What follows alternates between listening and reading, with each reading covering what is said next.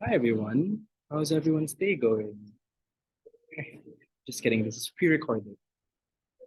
Anyway, uh hi, I'm Prince and I will be presenting my paper, Markova, Bakla Bakla, Paano Ginawa? A comparison of using Western and local theories to analyze local queer material. So to get us started, I will be talking about the flow of the presentation. So for the first part, I will be talking about the introduction and the brief background of the topic, and diving into the main topics of the paper, which are cross-dressing, the acceptance of the LGBTQIA plus community, queer representation in Philippine media, and bakla as a Filipino translation for queer. I will also be talking about some objections that I have faced whilst writing this paper, and the conclusion comes afterwards. So, as an introduction, this topic came about because I wanted to write about Orientalism, and Orientalism, as defined by Edward Said, is a depiction of Eastern countries through a Western perspective. And I feel like it's an issue that we face in the academe, wherein we use Western ideas to explain local phenomena. And that's something that I wanted to get in touch with and to actually try and provide an example of why we shouldn't do that. So, and that's also part of the rationale for why I chose the topic. But a huge part of it is also about my own thoughts about queer media and its proliferation and how like stereotypes are harmful. And the importance of the topic is definitely, as I've said before, is to stop Orientalism from happening in the academy. So for the first topic, I will be talking about cross-dressing. So in the film, we see Markova in different points of their life, and an aspect that is constant throughout those points is the fact that Markova cross-dresses as a woman. And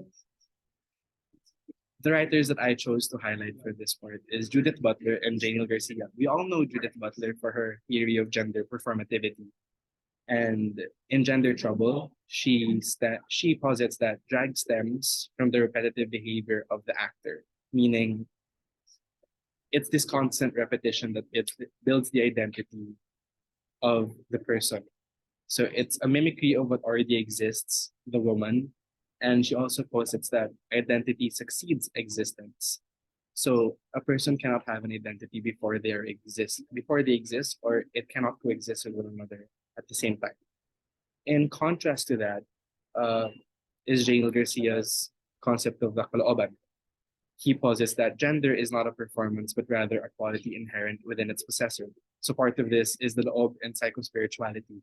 Loob is very, uh, it's a topic that's been talked about in Filipino philosophy, and everyone's pretty aware of what loob means. But to explain, loob means that our body is a vessel for which to pour something into. That means the loob. So our identity is not the loob, but the loob shapes our identity. Um, Relating this with queer ideas, Mark Johnson, an anthropologist based in London, studied the Bantut, which is the Muslim or Tausug equivalent of the Bakla. And he also noted this this quality of the loob being true. So in Janel Garcia, he posits that identity and existence are shaped at the same time. So the reason why I prefer Janel Garcia's explanation more about gender is that it's more fleshed out and it's more contextual in the Filipino context. It's easier to understand because from what I understood from Butler, I saw it more as an observation. Her analysis is an observation of what she sees, versus Jane Garcia aims to understand the Filipino mind and its complexities. Next is the topic of acceptance versus tolerance. Uh, this, the other, I chose to do Jane Garcia again and compare him to Joseph Itiel. Now, Joseph Itiel wrote a book that highlights the positive experience he has as a gay man in the Philippines. Because in the film, we see like Markova being accepted by different people, but also being shunned for who they are. And I wanted to highlight that the acceptance versus tolerance. And Joseph Itiel writes that His experience in the Philippines as a gay man has been positive, that Filipinos are welcoming of his presence, and notes the absence of homophobia in the country. What Joseph Itiel fails to understand is that he is not accepted because he is gay, but rather he is white. There's been countless of literature written about the connection between someone's skin and their social status or whatever. Even here in the Philippines, it's common knowledge, or we assume that since a person is white, they must be rich. So to reiterate, Joseph Itiel is not accepted in the Philippines because he is gay. He is accepted because he is rich or white and seen as rich. Jane Garcia's idea on this, the acceptance and tolerance of queer people in the Philippines, is that homosexual activities are practically outlawed. This was according to his book, The Post-Colonial Perverse, Volume 2. He says that the Bakla will never move from their place in society. He mentions that the Bakla is part of this social niche, or they have a role in society wherein they must play it. That's the only place that they belong. Either the most popular example is the parlorista, and any actions by queer people that subvert this expectation of the role in society. For example, if you do another profession that's different from the parlorista, if you become a lawyer, or if you speak out against the minoritization of LGBTQIA people, this is seen as a transgression from the status quo. So from there palang, we can see that it's a vast difference of knowledge or observation, mostly because you're seeing it from a Western perspective and compare it when you're actually there, when you're a Filipino observing Filipino phenomena. Next is, this is the part where I try not, where I speak more on my personal thoughts about the film. And part of it is the representation. So I realize that there's two archetypes for queer people or queer characters in Philippine media. There's the sassy sidekick and the troubled student.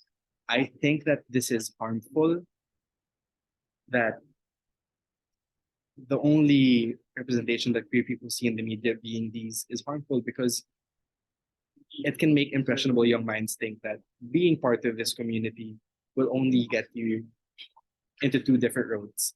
Either you become the loud, obnoxious type or the troubled one that's always sad.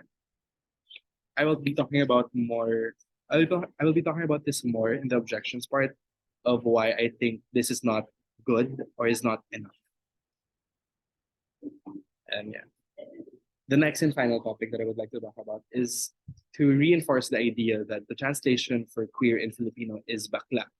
So as kids, we were taught in nursery rhyme, girl, boy, bakla, tomboy. And so we were taught that there's like four fundamental notions of gender in the Philippines. And throughout my entire research, I have never come across a translation that's quite as close to queer than bakla, especially now. Uh, there's a lot of objections that I found with this as well, saying that the bakla is reserved for men, which I will be talking about more in the objections part. But I think that through time, language changes, and the closest we can get to the translation for the word queer is bakla. Now, this is important because it's important that we write from our own words, so that it becomes ours and not fall prey to Western ideas or fall prey to the interpretation of Western ideas. Yeah. So objection, I like to call this part things that I may be cancelled by. It's very like what's the word? Unpopular opinions, I would say. So Western theories are more widely used than local theories, and that is true, but it's not because it's better. I think accessibility plays a role in it. It's easier to look for a Western book because everyone's reading it. It takes time to actually study and learn local theories. But I feel like it definitely is worth the effort because you see the complexity and the nuance of the analysis when you use local theories to analyze local phenomena. There another question I got is, isn't any representation good representation? In the paper, I tackled the idea of the ethics of care by Carol Gilligan. She posits that the ethics of care takes into consideration the emotions of the people involved and what they may feel when your connection with them or your relationship with them is lost due to this. I think that the emotions of the people, the audience, should be taken into considerations when making films about queer people because it's important to produce films that promote a healthy character, a healthy queer character. It's not a harmful stereotype.